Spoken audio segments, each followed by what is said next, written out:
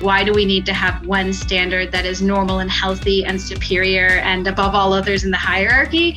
And can we move towards instead celebrating the diversity of humanity as a whole?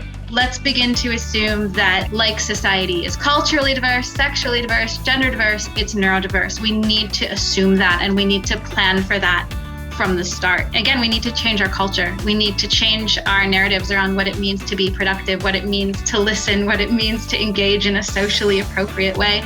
And we need to diversify our understanding of what all of those things can look like in very valid ways, even if they're different to what might be typical.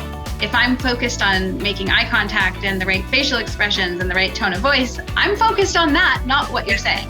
So if I can exist in this space as an autistic person and be overtly autistic, and that's okay, my engagement with you will be much more productive. My work will be much more productive.